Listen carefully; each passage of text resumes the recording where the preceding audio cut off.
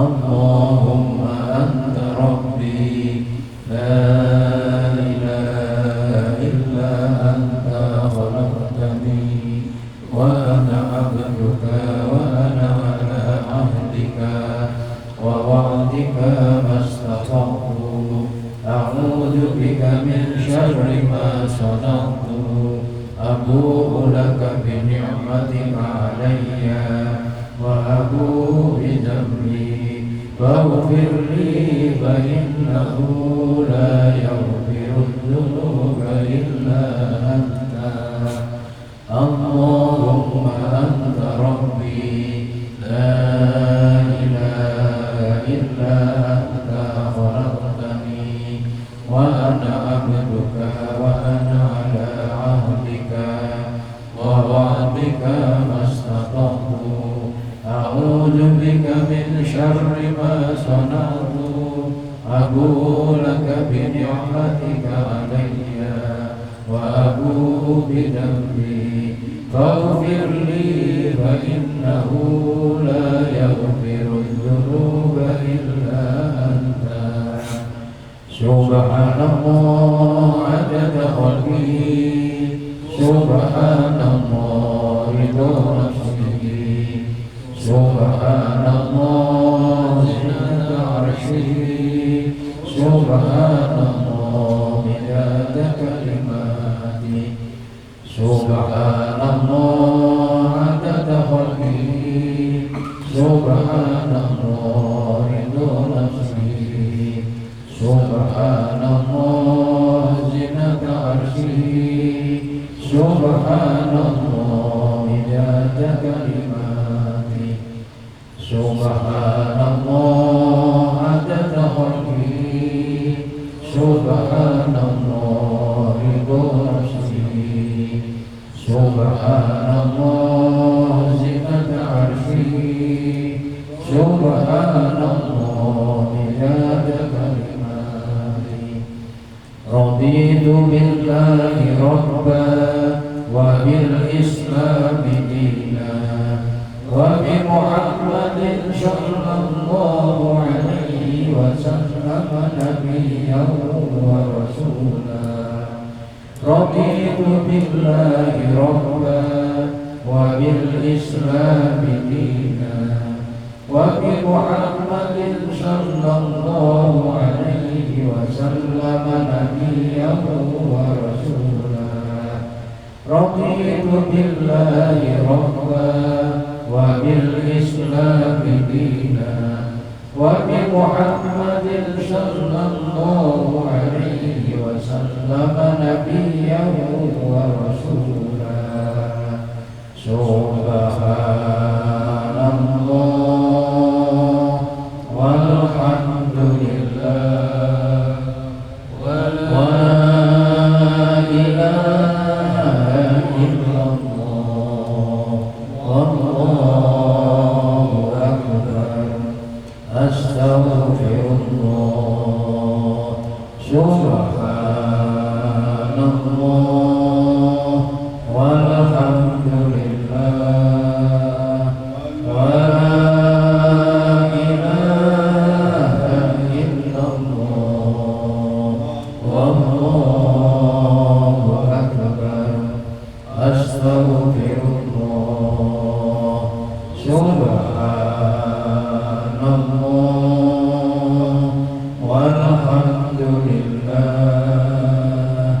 ولا إله إلا الله والله أكبر أستغفر الله لا حول ولا قوة إلا بالله العلي العظيم. Bismillahirrahmanirrahim. Assalamualaikum warahmatullahi wabarakatuh. Waalaikumsalam warahmatullahi wabarakatuh. Alhamdulillahirabbil alamin. Wassalatu wassalamu ala asyrofil mursalin sayyidina wa maulana Muhammadin wa ala alihi wa Rabbi shrah li sadri wa yassir li amri wahlul 'uqdatam min lisani yafqahu qawli. Rabbi a'udzubika min hamazatis syayatin wa a'udzubika rabbi an yahdurun. Wa qala ayyun wa idza sa'alaka ibadi anni fa inni qarib ujibu da'watad da'i idza da'an fal yastajibu li wal yu'minu bi la'allahum yarshudun. Wa qala Nabi sallallahu alaihi wasallam anil barra radhiyallahu anhu qala Rasulullah sallallahu alaihi wasallam inna Allaha wa malaikatahu yusholluna 'alas shaffil awwal. Rawahu Ahmad wa Abu Dawud wa Ibnu Majah wa Ibnu. Jamaah sekalian yang sama-sama dimuliakan oleh Allah Subhanahu wa taala. Pertama, kita bersyukur kepada Allah Subhanahu wa taala bahwasanya kita masih diberikan kekuatan, diberikan hidayah untuk bisa mengajak dirinya masing-masing menjalankan perintah Allah berupa ibadah sholat maghrib yang alhamdulillah kita bisa melakukan dengan berjamaah. Mudah-mudahan Allah menerima amal ibadah kita, meridhoi amal ibadah kita, dan menjadikan sebabnya dosa-dosa kita semuanya diampuni oleh Allah Subhanahu wa taala. Amin. Sholawat serta salam kita haturkan kepada junjungan kita Nabi Muhammad sallallahu alaihi wasallam. Semoga kita selalu mendapatkan pertolongan dari Allah sehingga di dalam kita menjalani hidup kita masing-masing bisa menjadikan Rasulullah benar-benar sebagai contoh dalam kehidupan kita. Yang oleh karenanya kita berharap mudah-mudahan kita semuanya tercatat sebagai umatnya dan kelak kita semuanya mendapatkan syafaat dari baginda Nabi kita Muhammad sallallahu alaihi wasallam. Amin Allahumma amin.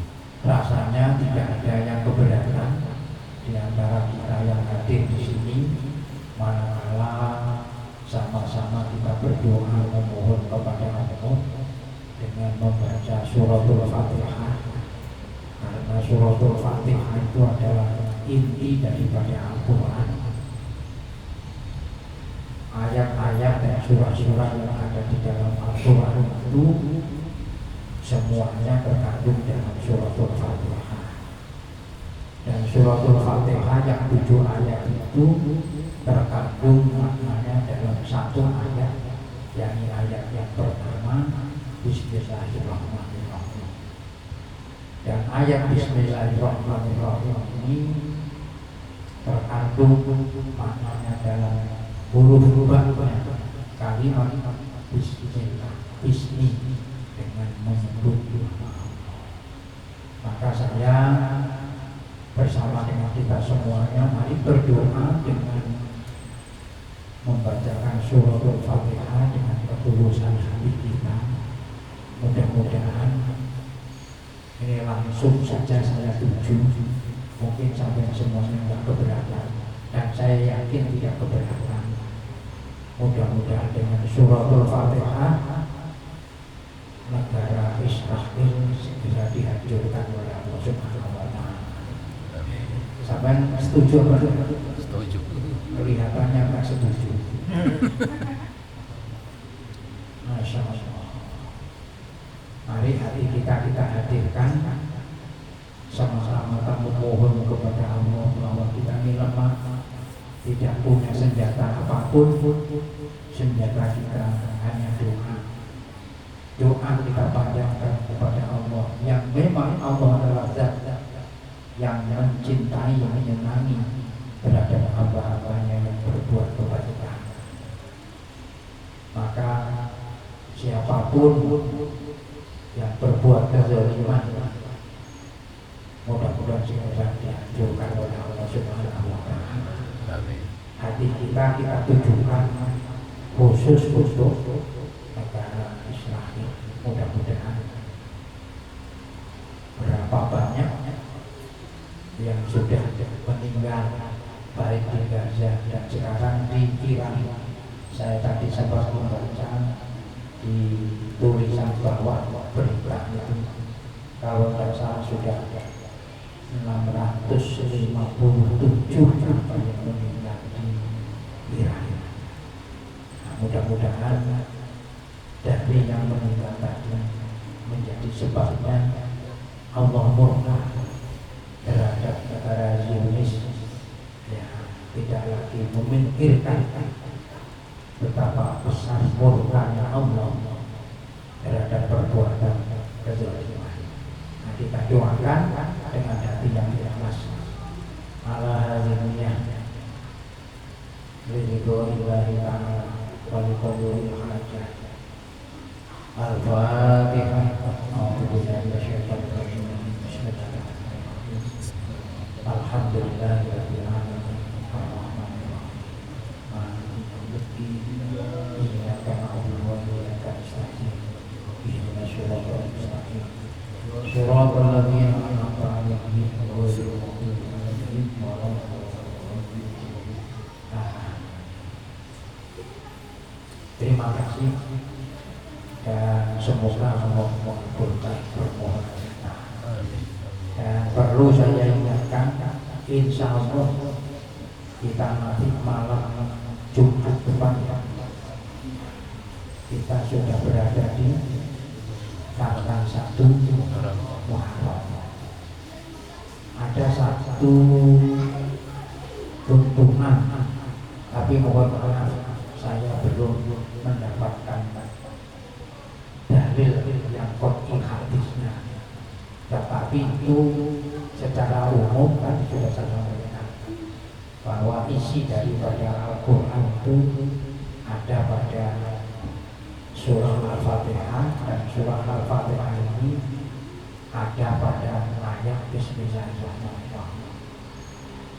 Ada tuntunan, ada ajaran siapa yang menulis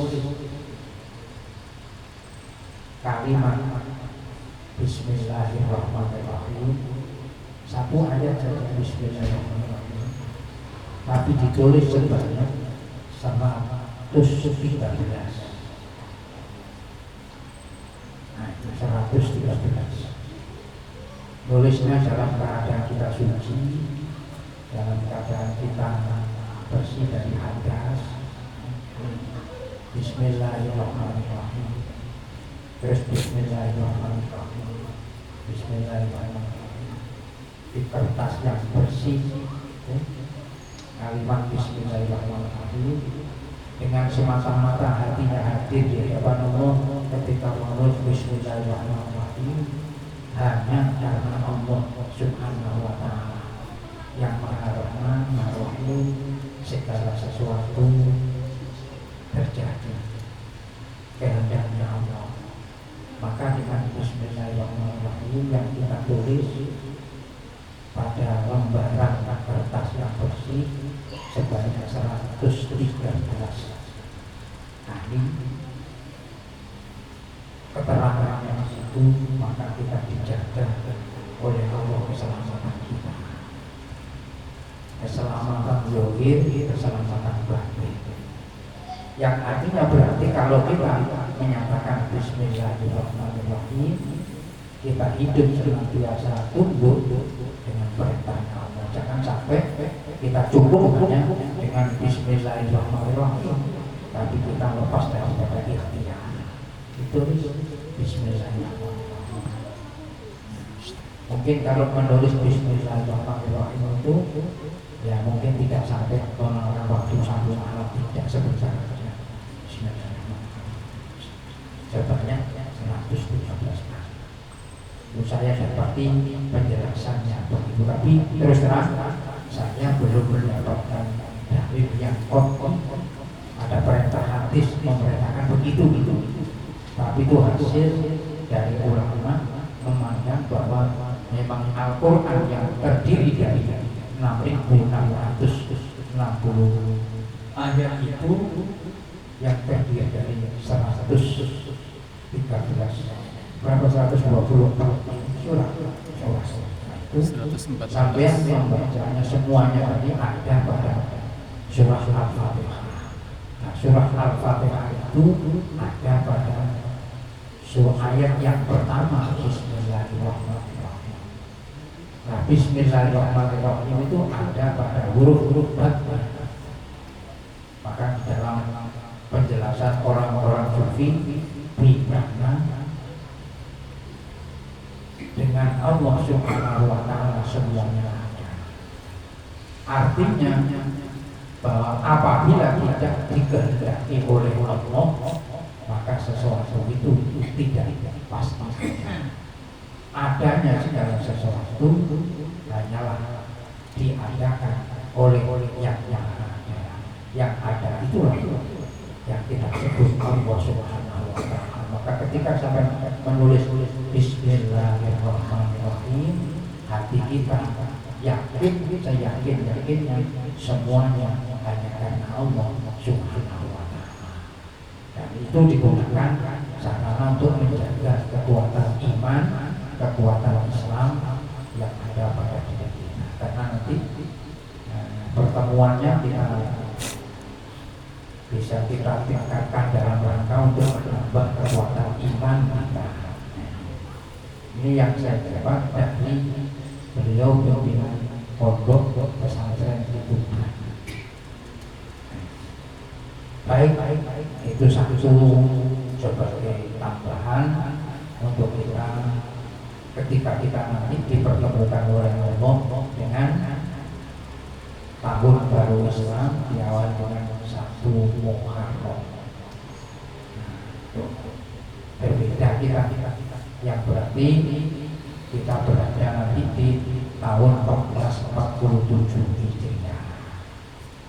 Baik, sekarang dibuka bukunya. Kalau kemarin pada halaman 155 ya. Sekarang lanjutnya itu tadi saya bacakan hadis yang pendek yang diriwayatkan oleh Imam Ahmad, Imam Abu Dawud, Imam Ibnu Majah, dan Imam Al-Hakim. Rasulullah Shallallahu Alaihi Wasallam bersabda, Innallaha wa malaikatahu yusholluna ala shaffil awwal.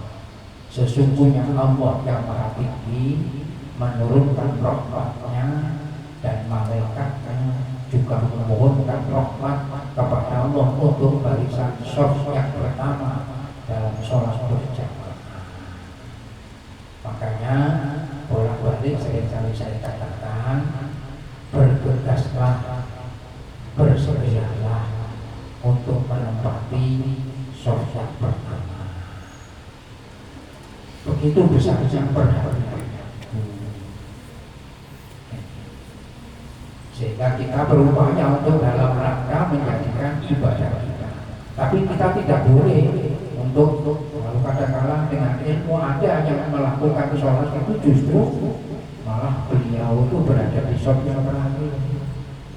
Padahal dia seorang yang ahli, kita teman-teman, beliau tidak mau berada di shaf yang pertama. Itu juga tidak ilmu. Memang menempati shaf yang pertama secara syariat adalah utama, tetapi jangan sampai kita nanti mungkin ada orang yang kita lihat justru malah tidak mau untuk berada di shaf yang pertama. Beliau malah justru ada di shaf belakang. Sekalinya ketika beliau ditanya, ada punya alasannya. Apa alasannya? Malu di hadapan Allah. Banyak merasa dirinya banyak salah, banyak dosa, kok berdiri di depan. Itu ilmunya ada ya, itu, tapi jangan ditiru. Nah, kita secara syariat diajarkan oleh Nabi SAW. Artinya maksud saya kenapa kok kalau ada orang yang tidak ahli secara syariat, tapi justru malah dia tidak mau berada di Sop yang pertama berada malah justru di belakang. Justru di belakang. Kenapa? Ya itu kan karena merasa dirinya malu, tidak pantas dirinya di depan. Nah, kita sebagai umat Rasulullah yang diajari oleh Rasulullah bahwa sop yang pertama adalah utama dalam rangka melemparkan diri kita pada sholat berjamaah, ya kita ini karena kita memang berupaya di dalam menjalankan syariat yang disampaikan lewat Rasulullah. Tapi jangan sampai kita nanti punya pandangan, punya suuzon terhadap orang. Makanya kita harus menata diri kita sendiri. Tapi jangan kita tidak dalam makomnya begitu, lalu kita aku di depan di belakang supaya nanti orang tahu kalau aku ini tidak pantas aku di depan. Nah, ini jangan. Berarti nanti munculnya riak. Makomnya kita berbeda-beda. Mereka para wali-wali Allah yang sudah begitu dekatnya dengan Allah merasa dirinya tidak pantas. Ada ilmunya yang demikian, itu ada ilmunya, sehingga tidak sembarangan. Nah, ilmu kita secara syariat dikatakan oleh Nabi begini: Innallaha wa malaikatahu yusholluna 'alas shoffil awwal. Maka karena kita berharap untuk mendapatkan rahmatnya Allah dan mendapatkan doanya para malaikatnya Allah, maka kita berupaya untuk mendapatkan shoff yang pertama. Bukan bermakna shoff kedua, shoff ketiga tidak mendapatkan rahmatnya Allah. Ini menunjukkan bahwa ibadah dalam arti sholat berjamaah kita berada di shoff yang pertama itu jangan sampai akhirnya shoff yang pertama itu timbul kekosongan.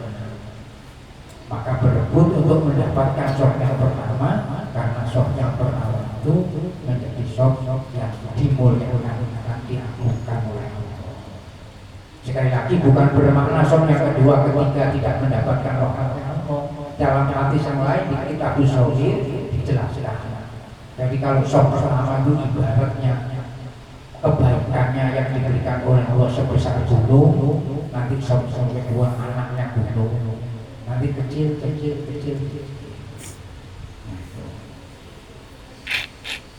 Nah, ketika dalam kondisi ini orang yang sholat berjamaah mendapatkan doanya para malaikat.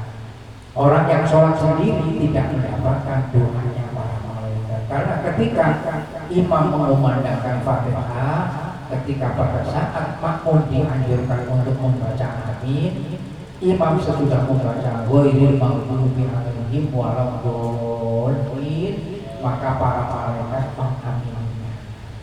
Nah, orang yang tidak melakukan sholat berjamaah tidak mendapatkan aminnya malaikat.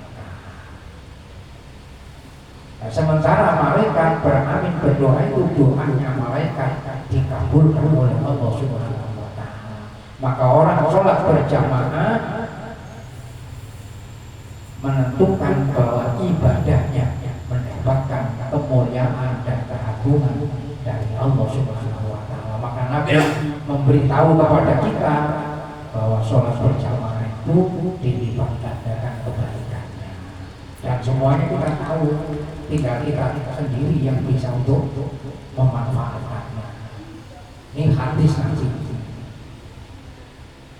Maka hadis berikutnya yang diriwayatkan oleh Imam Ahmad dari Abu Umamah radhiyallahu anhu berkata, Rasulullah sallallahu alaihi wasallam bersabda, Innallaha wa malaikatahu yusholluna 'alas shoffil awwali fasawwu sufufakum wa hadu baina manakibakum walinu bi'aidi ihwanikum wasuddul kholala fa inna syaitona yaqulu fima bainakum mislal halafi mislal qadhafi rawahu Ahmad. Sesungguhnya Allah memberikan rahmat dan para malaikat memohonkan rahmat kepada Allah untuk orang-orang yang berada pada barisan atau sholat pertama dalam sholat berjamaah. Lalu diingatkan oleh Nabi, oleh karena itu kencangkanlah barisanmu. Maksudnya jangan sampai di dalam sholat berjamaah itu ada tempat-tempat yang kosong. Maksudnya kencangkan itu ya diluruskan, ya dirapatkan. Jangan walaupun rapat tapi jangan sampai belok-belok. Kayak jalannya ular, diluruskan. Satu dengan yang lain diperintahkan oleh Nabi itu. Oleh karena itu kencangkan barisanmu, luruskan pundakmu dengan pundak temanmu, lemaskan tanganmu dengan tangan temanmu, saudara-saudaramu. Isilah ruang yang kosong di antara barisan, sebab sesungguhnya syaitan bisa masuk di antara kamu bagaikan api kecil. Jadi kalau ada shop yang kosong bisa ditempati satu jamaah, dibiarkan. Itu di dalam hadis, di dalam kitab Shahih itu maka dimasuki oleh syaitan yang menyerupakan dirinya seperti anak kambing yang berwarna hitam. Maka itu diperintah kita untuk merapatkan satu dengan yang lain. Oleh karena itu masing-masing berjamaah, masing-masing jamaah bisa untuk memanfaatkan dirinya untuk saling membantu, sehingga di dalam shaf yang ada itu terjaga, jangan sampai ada kekosongan. Nah tentu ini ada aturannya. Maka di dalam sholat berjamaah itu barisan yang pertama ini orang yang sepuh-sepuh, lalu yang belakangnya, begitu juga. Lalu ambil deretan terakhir anak-anak. Maka anak-anak jangan sampai diletakkan di tengah barisan, kalau bisa di pinggir atau di belakang. Di pinggir supaya nanti tidak menimbulkan terjadinya kekosongan anak-anak yang belum mengerti. Itu jangan diletakkan di tengah, sebab nanti dikhawatirkan akan menimbulkan terjadinya pemutusan barisan. Kalau mau barisan, syaitan masuk mengisi tempat itu. Makanya jangan heran kalau sampai nanti di Mekah atau di Madinah itu ketika dia shopnya di belakang, tahu-tahu di depannya masih ada yang bisa ditempati, dia maju untuk mengisi tempat yang kosong, berjalan untuk maju mengisi tempat yang kosong di dalam shop. Sampai juga gitu bahwa di sini kalau ada shop yang kosong sampai di depan, di belakangnya segera sampai mengisinya, jangan sampai dibiarkan kosong. Bapak sampai di barisan ini tahu-tahu mungkin karena dalam kondisi apa ada jamaah yang batal, kan begitu. Sudah orangnya sudah dewasa, tahu pada waktu sholat dia batal, otomatis tidak melanjutkan sholatnya, dia keluar. Tentu shop kosong. Maka ketika shop yang kosong ini segera shop yang ada di belakangnya tadi masuk mengisi. Nah, nanti yang dalam dulu kosong di belakangnya ada kosong segera masuk. Kalau sekiranya di belakangnya tidak ada shop, tidak ada orang, maka barisan yang kosong itu segera untuk memperbaiki diri. Jangan sampai ada shop itu dibiarkan kosong. Itu tata cara dalam sholat berjamaah.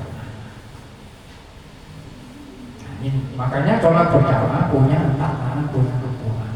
Nah ini sampai dikatakan oleh Nabi hadis yang sebenarnya tadi.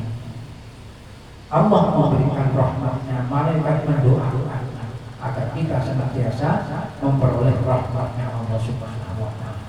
Jadi kita perhatikan sosok pertama. Makanya ketika iqamah sudah dikumandangkan, segera kita untuk berupaya dalam rangka mempersiapkan diri kita untuk menyusun barisan kita. Kalau kita sudah berada di shop yang pertama, lalu kita bisa untuk mengajak saudara kita yang masih belum berada di shop yang pertama diajak. Nah, kalau bisa jangan sampai kita tidak ada di shop yang pertama, malah justru shop yang pertama yang kosong kita suruh orang lain untuk menempati. Kita sendiri yang berupaya untuk menempati. Ada yang menyatakan yang keras itu kemarin sudah sampaikan itu dipandang orang itu melakukan perbuatan dosa. kita menempatkan diri kita. Kalau masih ada tempat yang masih kosong, kita bisa mengajak saudara kita supaya menemani untuk memberi menempati tempat yang masih kosong. Ini penjabaran dari hadis yang telah disampaikan oleh Rasulullah SAW. Nah, tinggal kita bagaimana mau memaknai kehidupan kita ini dalam mengerjakan sholat. Sedangkan sholat ini merupakan perbuatan yang utama yang harus kita perhatikan dalam kehidupan kita. Karena sholat yang sudah menjadi bagian dari kehidupan kita akan menjadikan sholat itu sebagai sarana untuk menjaga diri kita dari perbuatan-perbuatan yang diarahkan oleh Allah Subhanahu wa Ta'ala. Ini sholat sudah menyatu dalam kehidupan kita. Maka itu dikatakan dalam Al-Quran yang sampai semuanya sudah hafal itu, inna sholata tanha anil fahsya wal munkar. Sesungguhnya sholat itu bisa menjadi pencegah dalam rangka kita melakukan perbuatan keji dan perbuatan keji ya banyak yang dilakukan. Makanya kemarin itu diingatkan dalam hadis yang diriwayatkan oleh Imam Tabrani yang bersumber dari Ibnu Abbas. Kalau saya dan sampai semuanya kepingin memperoleh kebaikan dunia dan akhirat, maka kita harus bisa menata diri kita dengan 4 perkara. Kan masih ingat itu? Yang pertama lisanun zakirun wa qalbun syakirun. Itu yang nomor 3-nya, apabila kita mendapatkan cobaan, kita sabar. Apabila dalam rumah tangga kita satu dengan yang lainnya, kita saling menjaga kejujuran. Di dunianya bahagia, karena kita lisanun zakirun, maka di dalam diri kita terjaga. Karena kita takut apa yang dinyatakan Rasulullah Shallallahu Alaihi Wasallam. Ciri orang munafik itu 3. Di antaranya adalah apabila berkata bohong. Ayatul munafiki salasun idza hadasa kadzaba. Maka orang yang insanun zakirun menjaga jangan sampai lisannya berbuat dusta. Nah, orang kalau berbuat dusta dengan pembicaraannya, ini senantiasa berupaya untuk berbuat dusta terus karena menutupi kedustaan. Maka Islam mengingatkan, kepingin kita memperoleh kebahagiaan dunia dan akhirat yang diberikan oleh Allah, maka di antaranya kita diperintah oleh Nabi untuk menjaga lisan kita. Lisanun zakirun wa qalbun syakirun, hati yang senantiasa untuk bersyukur kepada Allah Subhanahu wa Ta'ala. Ciri orang yang hatinya selalu bersyukur kepada Allah di dalam hidupnya dibuktikan dengan ketakwaan. Nah, ketakwaan ini menjadikan dirinya hanya takut kepada Allah Subhanahu wa Ta'ala, karena dirinya senantiasa diawasi oleh Allah dan adanya karena diadakan oleh Allah, perbuatannya dipertanggungjawabkan kepada Allah. Inilah Bismillahirrahmanirrahim. Maka itu semuanya muaranya dari itu. Nah, ketika kita sudah tidak lagi menata kehidupan kita dengan Bismillahirrahmanirrahim, ini hati kita jauh daripada bersyukur. Nah, untuk menata itu harus senantiasa kita sadar dengan Bismillahirrahmanirrahim, sehingga hatinya bisa menjadi senantiasa diajak untuk bersyukur. Nah, siapa yang bisa untuk menghiasi hatinya dengan selalu bersyukur kepada Allah, insya Allah ketenangan itu dijamin, kebahagiaan itu dijamin oleh Allah Subhanahu wa Ta'ala. Nah, ini. Nah, kira-kira bagaimana kita ini di hadis yang tadi saya bacakan ini. Kalau di buku saya ini sudah 146, sama-sama tadi kita mencari di 155 kemarin kita berbicara idza suwifa lis-sholati fala taqtuha wa antum tas'aluna waqtuha wa alaikumus sakinah fama adraktum fasallu wa ma fa'altum wa ma fatakum fa'atimmu fa inna ahadakum idza kana yaqmidu ila sholati wa huwa fi shalah Itu ada di halaman 155. Ada kalau gitu lah. Nah, jadi kita tidak boleh gesa-gesa supaya kita bisa untuk mencapai kesempurnaan hati. Itulah yang bisa untuk mendorong kita dalam rangka sekalian berbuat kebaikan. Jadi tidak dikalahkan dengan urusan dunia, tapi bagaimana kita bisa menjadikan kesempatan hidup itu untuk senantiasa membuktikan, mengutamakan terhadap Allah Subhanahu wa Ta'ala. Ini kan sesuatu ucapan yang mudah diucapkan, tapi berat untuk melakukan, berat untuk kita lakukan. Nah ini, maka kita berupaya memohon kepada Allah Subhanahu wa Ta'ala. Ada dua hadis yang disampaikan, ini tujuannya tidak lain, berdasarkan Al-Quran surah Al-Baqarah ayat 140. Ayat Al-Baqarah yang ke-186 itu Allah menjanjikan kepada hambanya bahwa manakala hambanya berdoa memohon kepadanya, pastilah Allah mengabulkan. Tapi supaya doa saya dan doa sampean dikabulkan oleh Allah, itu syaratnya fal yastajibu. Kita harus mampu menjawab perintahnya Allah. Nah, menjawab perintahnya Allah itulah jiwa yang sakinah, yang senantiasa diajak untuk bertakwa kepada Allah. Bukan nanti Al-Baqarah 186. Wa idza sa'alaka ibadi anni fa inni qarib. Dan apabila kamu Muhammad, kata Allah, ditanya oleh umatmu tentang aku Allah, maka jawablah oleh Muhammad bahwa aku itu dekat. Ini pernyataan Allah bahwa Allah itu dekat dengan kita. Tapi jangan sampai di dalam diri kita punya gambaran bahwa Allah dekat itu seperti benda satu dengan yang lainnya. Jangan sampai. Kalau sampai menyatakan Allah dekat dengan kita seperti benda, ini berarti sampai sudah mengumpamakan Allah dengan benda. Orang yang mengumpamakan itu berarti kita melakukan kesyirikan.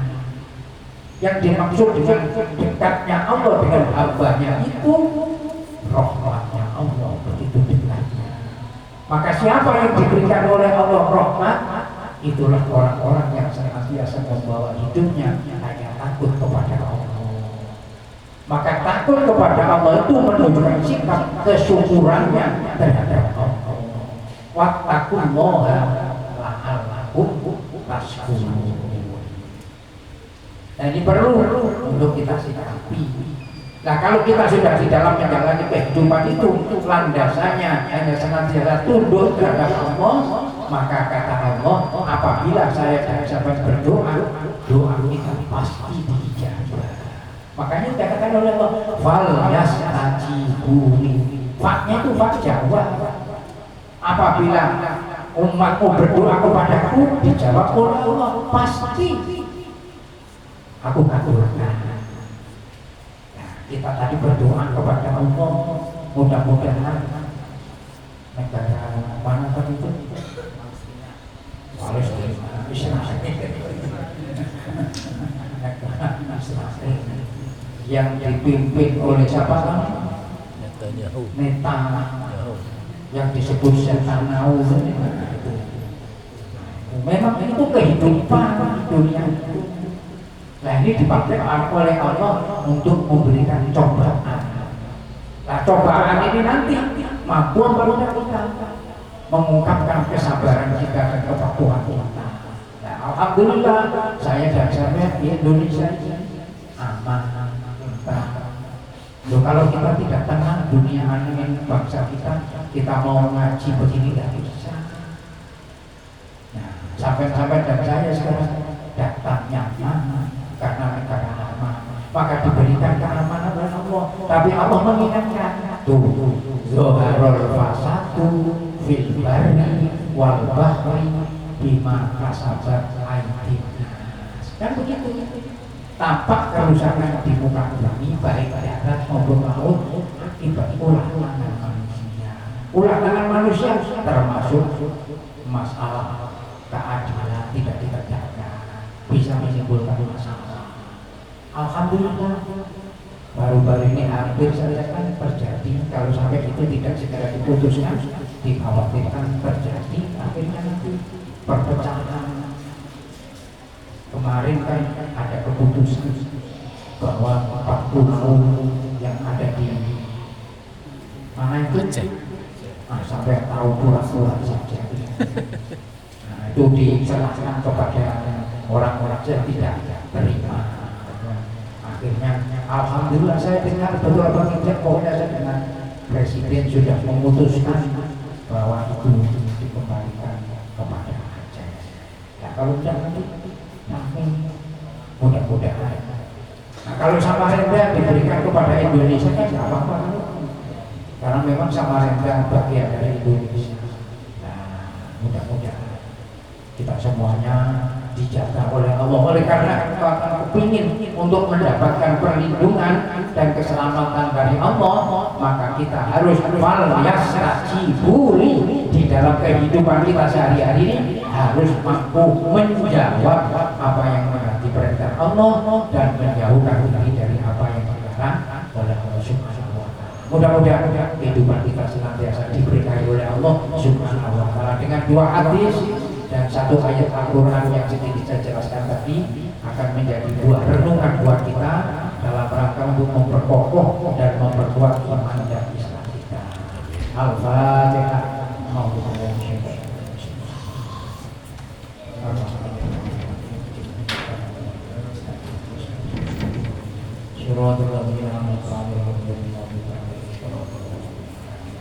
Amin ya rabbal alamin. Bismillahirrahmanirrahim. Allahumma shalli ala sayyidina Muhammad wa ala ali Muhammad. Alhamdulillahirabbil alamin.